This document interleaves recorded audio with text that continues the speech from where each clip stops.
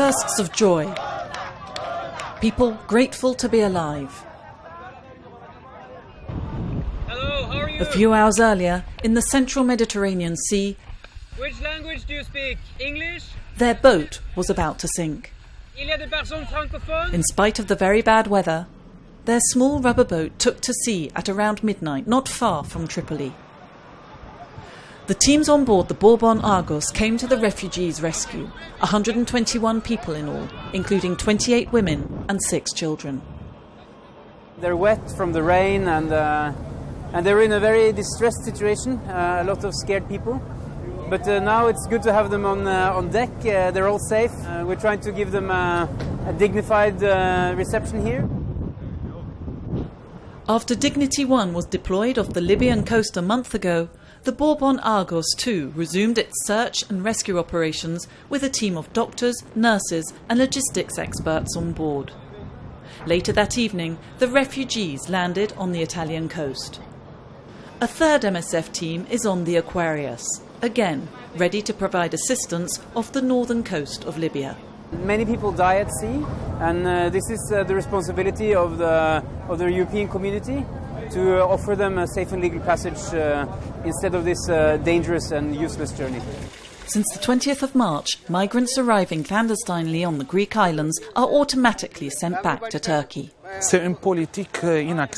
This is an unacceptable policy and an attack on the values of the European Union. We need a fast-track system, probably with humanitarian visas, to let the refugees in.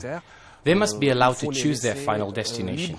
It's not by preventing them or closing a border that they're going to stop people coming to Europe. 2 months after the signing of the deal by Brussels and Ankara, the chaos continues in Greece. 12,000 migrants and refugees have been living, or rather surviving, in this camp in Idomeni since Macedonia closed its borders. Conditions in the camp are really bad, as you can see.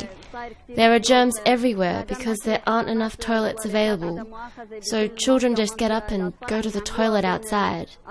And there are a lot of insects too. They bite the kids, and it increases the risk of them getting sick. The situation is really bad. Given the scale of the health emergency, MSF has this month launched a vaccination campaign. Bravo! In 3 days, over 3,000 children were vaccinated against 10 diseases such as diphtheria, hepatitis B, polio and pneumonia. Being put in this very vulnerable position, they're now exposed to quite a number of disease and illness, and entirely unnecessary, and this really needs to change. 50,000 migrants and refugees are still stranded in Greece. Some are in transit camps, others are locked up in hotspots far beyond the maximum limit established for administrative detention. Where is the human rights? This is not camp, this is prison. MSF has appealed to the Greek authorities and European Union to open immediately the gates at these hotspots.